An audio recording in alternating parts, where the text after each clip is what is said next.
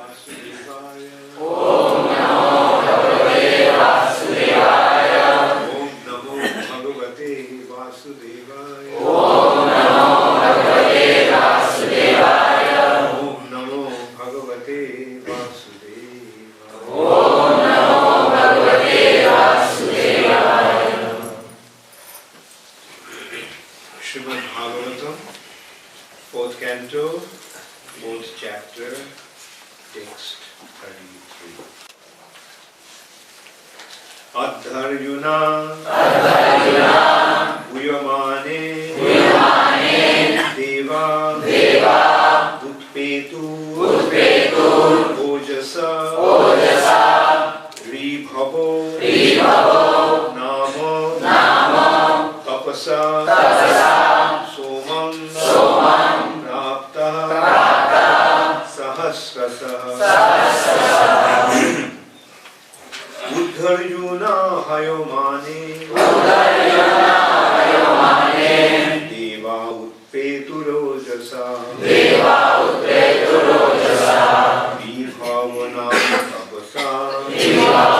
Vibhavanam Tapasa Somam Prapta Sahasrasa Adharjuna Hayamane Deva Utpeturojasa Ribhavo Nam Tapasa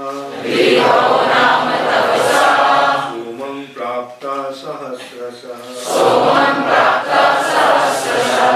Adharjuna Hayamane Deva Utpeturojasa Ribhavo Nam Tapasa Somam Prapta Sahasrasa Adharjuna Hayamane Deva Utpeturojasa Ribhavo Nam Tapasa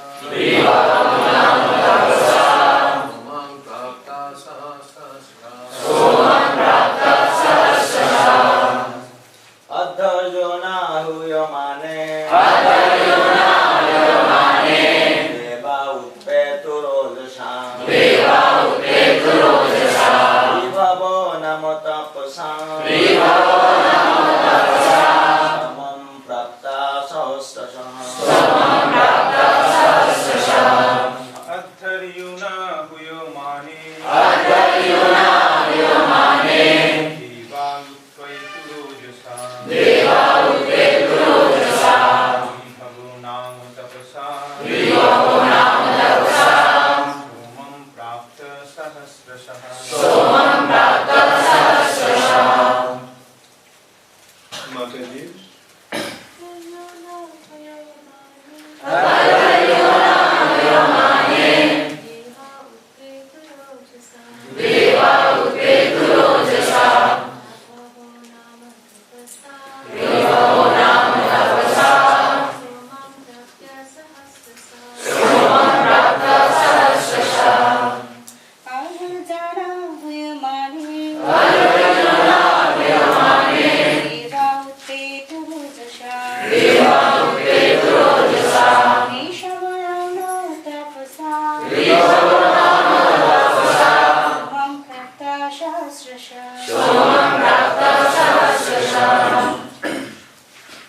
Adharjuna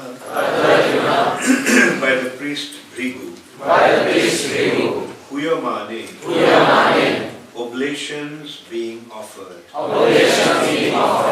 Devaha demigods Utpetu became manifested. Ojasa with great strength.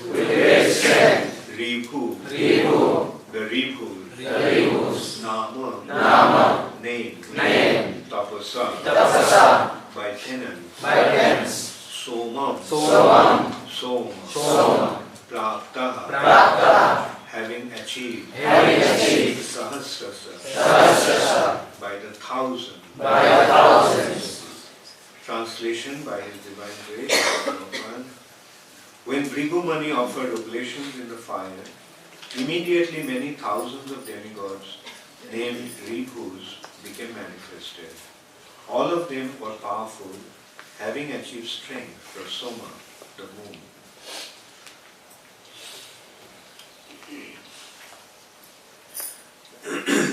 Please repeat after me. When Bhrigu Muni offered oblations in the fire, immediately many thousands of demigods named Ribhus became manifested. All of them were powerful, having achieved strength from Soma, the moon. Purport by Srila Prabhupada. It is stated here that many thousands of demigods named Ribhus became manifested because of the oblations offered in the fire and the chanting of the hymns from the Yajurveda. Brahmanas like Bhrigu Muni were so powerful that they could create such powerful demigods simply by chanting the Vedic mantras. Vedic mantras are still available, but the chanters are not. By chanting Vedic mantras or chanting the Gayatri or Rig mantra, one can attain the results one desires. In the present age of Kali, it is recommended by Lord Chaitanya that simply by chanting Hare Krishna, one can attain all perfection.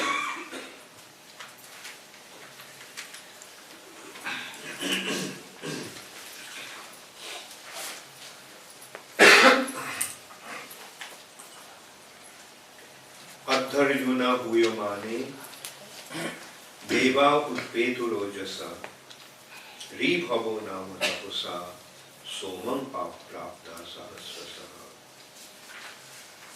When Bhrigu Muni offered oblations in the fire, immediately many thousands of demigods named Ribhus became manifested. All of them were powerful, having achieved strength from Soma, the moon. So, Sati left her body. When her father, Daksha, insulted her husband, then Sati, who is a personification of chastity, she could not tolerate that insult of her husband. So she just left her body. So when she left her body, then her attendants, those who came along with her, the associates of Lord Shiva, they have been described as the Guijhakas and Pretas, Pramatha, Guijhakada. So they, the Pramatha means the ghost. The associates of Lord Shiva are the ghost and Guijhakas, another kind of ghost. So these individuals have subtle body. They are also very powerful. So they attacked. They wanted to kill Daksha because they are the faithful followers of Lord Shiva, and they saw that their master's wife left her body being insulted, and they saw how this person insulted their master. So they also became very, very angry, and they wanted to kill Daksha. But at that time, first was Bhrigu. When Bhrigu Muni saw this danger, then he chanted some mantra and offered oblation in the sacrificial fire. And as a result of this chanting of the mantra from Yajurveda,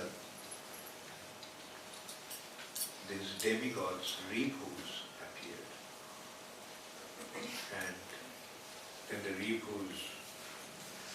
attacked these Pramathas and Bhuchakas, the ghosts and Bhuchakas. So, in this way we can see that how powerful these Brahmanas used to be. Like we saw that at the beginning of creation, Lord Brahma created his children from his mind. Brahma was alone. There was no one else. What to speak of a wife? There was nobody else. So Brahma created a progeny from his mind. Who Brahma created first? Who remembers? Very good. The four Kumaras. And then who came? Rudra, as personification of Brahma's anger. Rudra is anger. So Brahma suppressed his anger, but that anger became manifested in the form of the Rudras. Therefore, Rudra, who is actually an incarnation of Lord Shiva, is considered also to be the son of Lord Brahma. And then came the Prajapatis. Pulasta, Pulaha, Kratu, Amira, Manichi. Taksha was one of them. And the youngest one was Narada. So here we can see that these personalities are so powerful that they can procreate, they can create children with their mind. And here we are seeing that Bhrigu Muni also was somewhat equally powerful. Not as powerful as Brahma, but he also had the power to create demigods. Create an army of demigods just by chanting. This is the power of the mantra. And creation, procreation means what? Procreation means giving a material body to a spirit. It is a matter of giving a material body to a spirit. Generally, more gross we become, more gross it becomes. Or we can say that from subtle we are coming down to the gross. So the procreation becomes also gross. Like for example, there are in this planet, in the Bhuloka, the procreation takes place in 4 ways. Those 4 kinds of procreations are known as Svedaja, Andaja, Svedaja, after Svedaja is Udbija, then Andaja, and then Jaraija. These are the 4 kinds of 4 ways of procreation. Svedaja, that is from sweat. Like, they are the lowest kind of living entities. What are the lowest kind of living entities? Who remembers, according to biology, we can see how scientifically we can understand it. Who remembers? The amoebas and protozoa. The unicellular animals. Unicellular, one cell. These are the creatures that are of only one cell. And how do they procreate? From sight. Yes. He is a doctor. Let us hear what the doctor How do they procreate? Huh? You remember?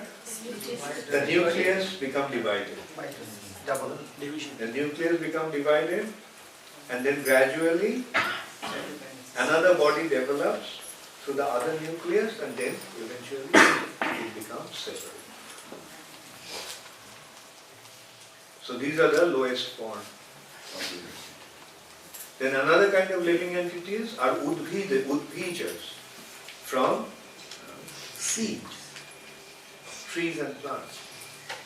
The seed falls on the ground, and from the seed comes the living entity. Then comes andaja, anda. Anda means egg, from eggs. The fish, birds, reptiles, they are coming from the eggs. The mother lays the eggs and hatches the eggs, and from that the living entity comes out. Living entity comes out means the living entity gets new. And of them, of all these four, which is the most advanced? Jarayuja, from embryo. Due to the union of male and female, the mother becomes, the ovum of the mother, which is also kind of an egg. Ovum, Latin word ovum means actually egg, becomes fertilized. And then the body develops right there within the womb of the mother. So that is the procreation from embryo. But we are seeing that in the higher planetary system, the bodies can be given by an exalted personality just by, from his mind or by chanting mantra. Like here we are seeing Bhrigu is doing the chanting mantra and giving the word, not just some ordinary living entities or animals or reptiles, giving the bodies of demigods. In this way, we can also consider of the 7 higher planetary systems, where are these sages, where are these rishis and munis, they are situated. Maharloka, Janaloka, Tapaloka. So their situation is superior to the situation of demigods. Demigods are in Swargaloka. Beyond that is Maharloka, Janaloka, Tapaloka, and Satyaloka. So the inhabitants of those planets are even more powerful than the demigods. Generally people think that demigods are very powerful, but these living entities, they are known as actually the Brahmanas. They are the Brahmarshis, Rishis, but they are Brahmarishis. These Brahmarshis are extremely powerful. But then later on we will see that although they are powerful, but Lord Shiva is even more powerful. Like Bhrigu, Bhrigu is we are seeing how powerful Bhrigu is. But the personality that Lord Shiva created to counteract that attack, he attacked Bhrigu also. And because Bhrigu laughed when Shruti was being insulted, displaying his teeth, they broke his teeth. All the teeth of Bhrigu were broken. So in this way they were all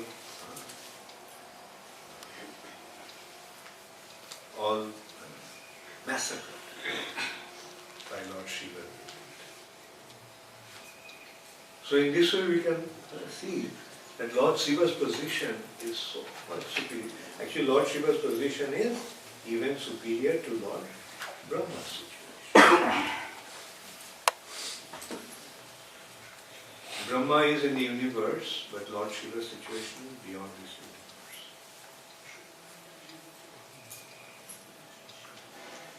So, this is a very interesting chapter. How we can see that even such exalted personality like Daksha becomes subjected to false ego. And as a result of that, he lost his affection even for his young daughter. Sati was the youngest of all his daughters. And what was the reason for him being so upset with Lord Shiva? Because Lord Shiva didn't stand up to show respect when he walked into the assembly. Such a trivial thing. He harbored such grudge against Lord Shiva that he didn't invite Lord Shiva to the sacrifice that he was performing. Everyone was invited, all the demigods were invited, but Lord Shiva was not invited. So this is how we can see sometimes that those materialistic people fail to recognize the exalted position of the devotee. Because they judge the devotees from their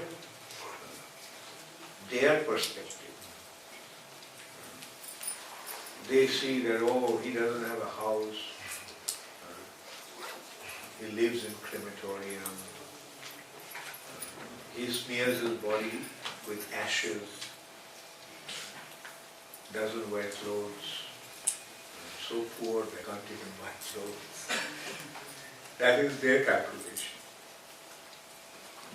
But why Lord Shiva resides in the crematorium? For one reason is that crematoriums are very quiet place. A very nice place for meditation. No more disturbance. Like Gaur Kishore Das Babaji Maharaj, he used to be so much harassed. People used to come to him and disturb him while chanting. So he would just go by the public toilet and live there. So that people would come. Similarly, Lord Shiva resides in the crematorium because he wants to be away from everything, far from the madding crowd, so that people won't create any disturbance.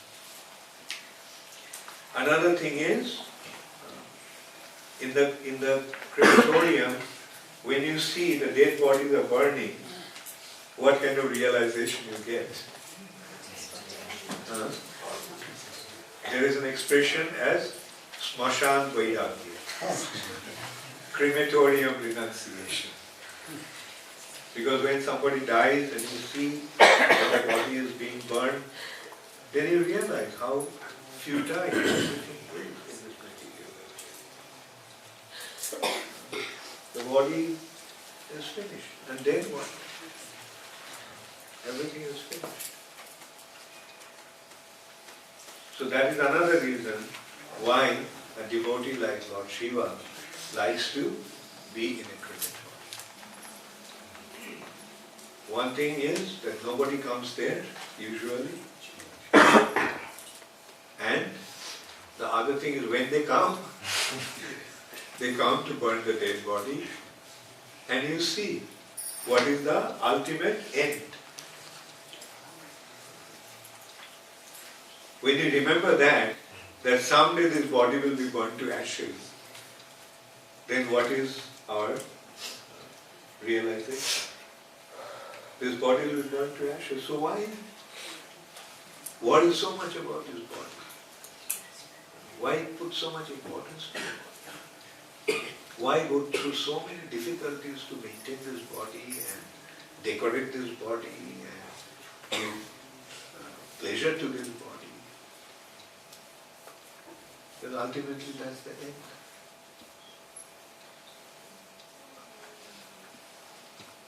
Lord Shiva smears his body with ashes. But what kind of ashes are these? Ashes means the body is burnt and the ashes are. So Lord Shiva smears the ashes of the devotees. When the devotee's body is burned, then they are ashes because of his love and appreciation for the devotees. Just as one likes to take the dust from the body, from the feet of the devotee, Lord Shiva similarly smears his body with ashes, which are the remains of pure devotee. Lord Shiva wears a necklace of garland of skulls, not flower garlands, but skull garlands. Whose skulls are those? Devotee skulls, because of his appreciation for the devotee.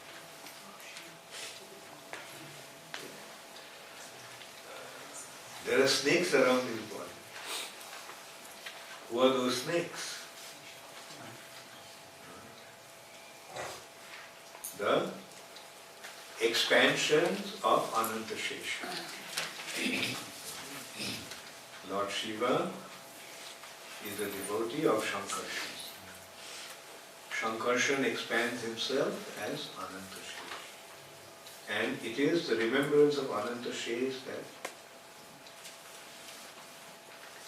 And because Lord Shiva is so merciful, the most fallen people take shelter.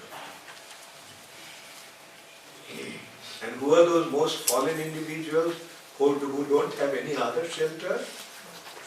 The ghosts and hobgoblins. Because nobody will give them shelter, they go to Lord Shiva, knowing well that Lord Shiva will give shelter.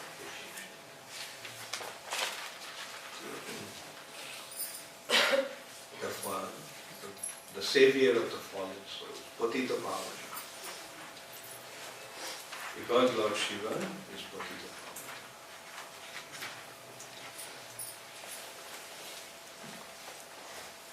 So, but Daksha would understand that. And when Lord Shiva didn't stand up, when Daksha walked into the assembly, it is not that out of disrespect that Lord Shiva did not want to stand up. Lord Shiva didn't stand up because his consciousness was somewhere else. He was not seeing what was happening. His consciousness was fixed at Krishna's lotus feet. As a result of that, he didn't even notice. Daksha came and all these demigods and everyone stood up to serve. Actually, the devotee situation is Amanina Manadina. Like, he doesn't desire any respect for himself, but he is prepared to offer all respect to others. So that's the Vaishnava. So Lord Shiva is Vaishnavanam Yatha Sambhu. He is considered to be one of the greatest of all the Vaishnavas. So won't he naturally be respectful to his father-in-law? He is Amanada and is prepared to give respect to everybody. What to speak of his own father-in-law?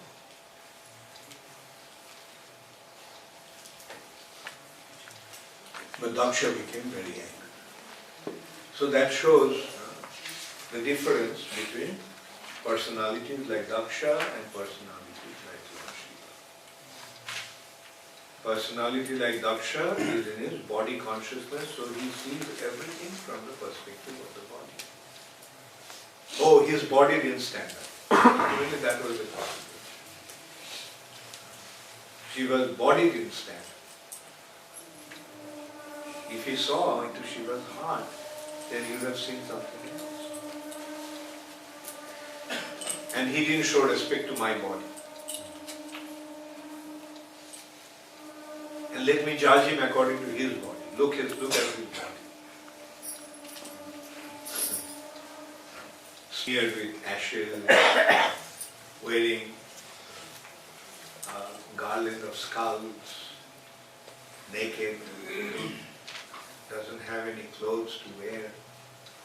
So uncivilized, so uncouth. That was Daksha's judgment. And then Lord Shiva then massacred. Like when Shati left her body,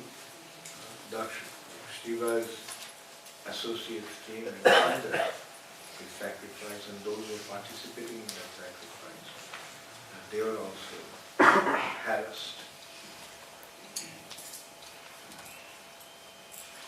And Lord Shiva picked up Sati's body and started to dance. Lord Shiva's dance is the dance of devastation, Tandava Nrita. When he dances, everything is destroyed. Through his dance, everything is destroyed.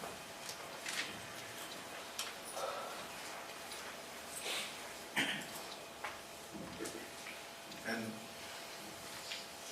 then everyone saw that the creation is about to come to an end because of Lord Shiva's situation. He's become mad.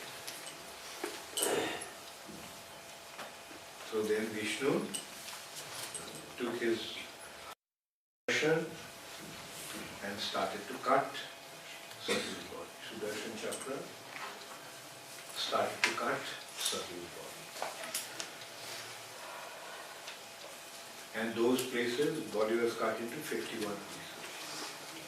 And they fell at different, Sati's body fell at different places. Those 51 places are the Tirthas of Devi. Ujjain is one. One of the part fell. What is Harsiddhi.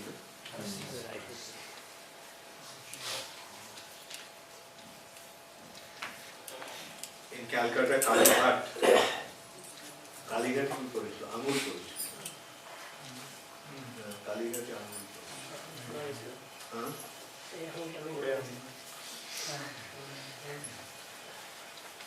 So those were the places of Devi's Tirtha.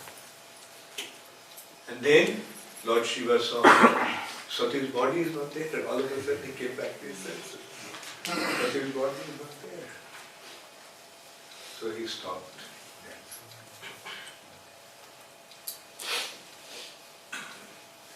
He became quiet and he sat down in meditation. Then there was another problem. He sat down in such meditation that he did not have any consideration, any external awareness.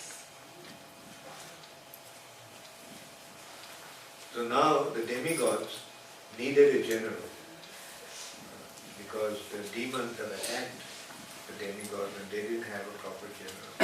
And they considered that Sati has taken birth as the daughter of Himalayas, as Parvati,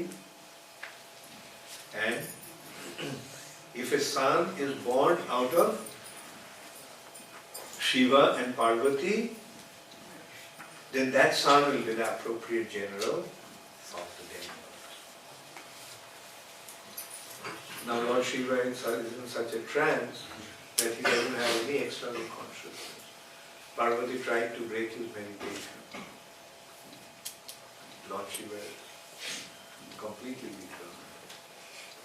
No external consciousness. Then the demigods took shelter of Madan, Kamdev. And said, please, create, arouse lust in Lord Shiva.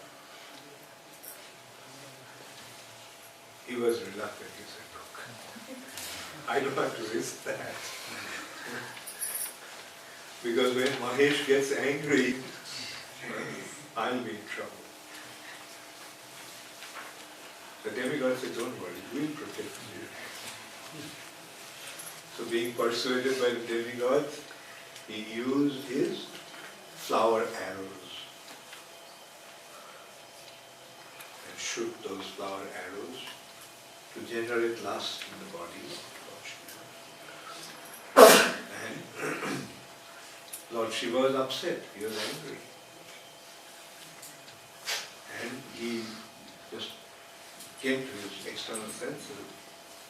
And he was angry that somebody came to disturb him in his meditation of the Lord. So he just looked at who is that person who caused to break my meditation. And his glance fell on Madan, and his body was burnt to ashes.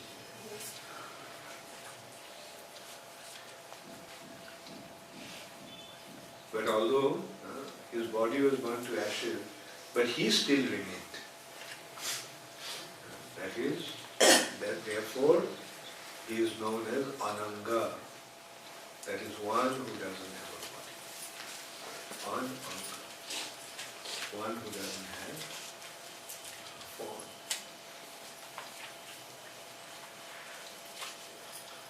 So this is how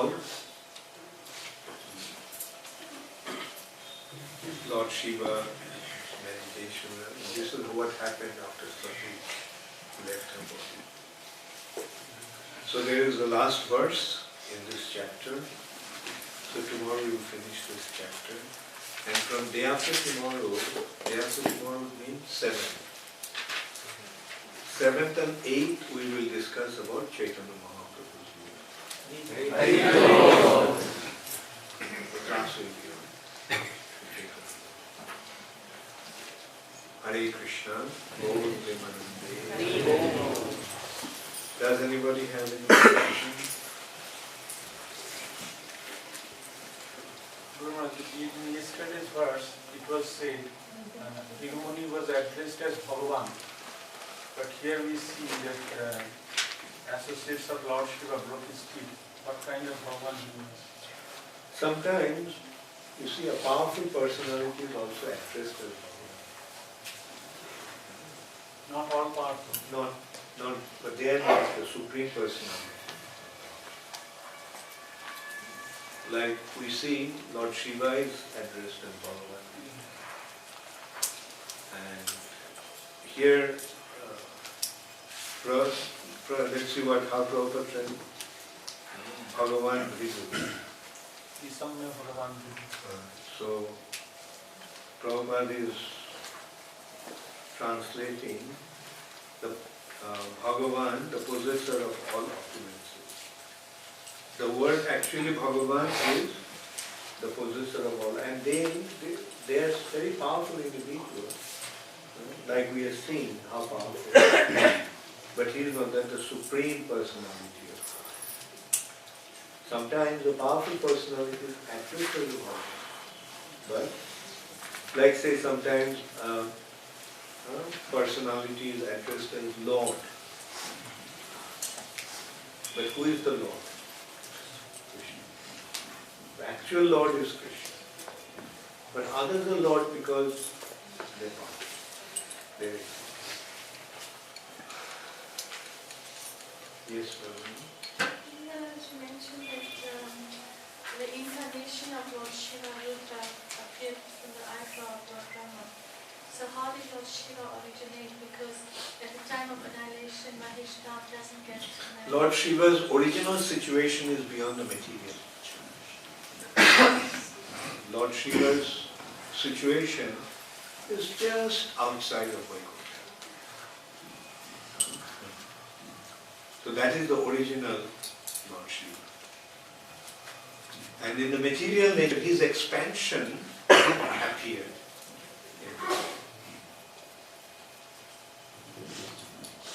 Was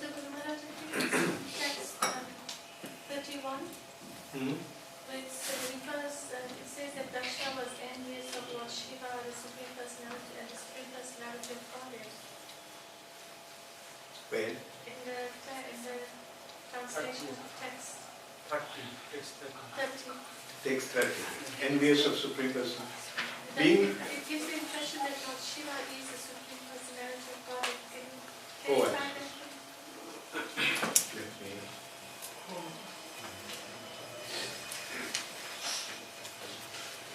Daksha, who is so hard-hearted that he is unworthy to be a Brahmana, will gain extensive ill fame because of his offences to his daughter, because of not having Last line. prevented her death, and because of his great envy of the Supreme Personality of God. You see, we have to take it as sometimes to be envious to the Lord, to the devotee, means to be envious of him. Because the Lord, the way one treats his devotee, the Lord accepts that treatment as done to him. So his representative, the devotee, has been insulted. So he is insulted. He is envious of his devotee, his representative, which indicates that he is envious. So the reference over here is Supreme Personality in this. Here it is Krishna. Krishna Vishnu. Yeah, because Prabhupada translated Supreme Personality of God with capital S. Supreme Personality.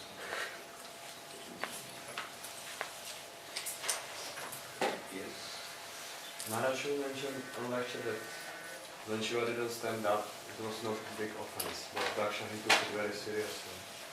On the other side, we see that when Balaram entered this, when the sages were sitting and listening to Mahashana Sutta, even he was in position of Vyasa-san, which is officially not meant that he should stand up.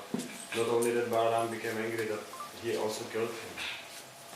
If you maybe... Yeah. The difference is, here Lord Shiva was meditating upon the Supreme Personality.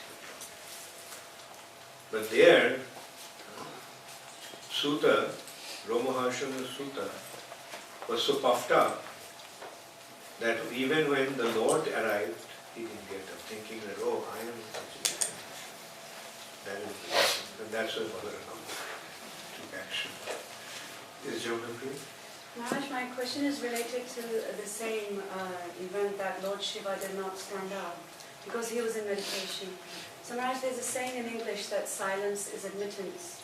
And sometimes, like, if that happens, then that causes a lot of friction between, for instance, devotees.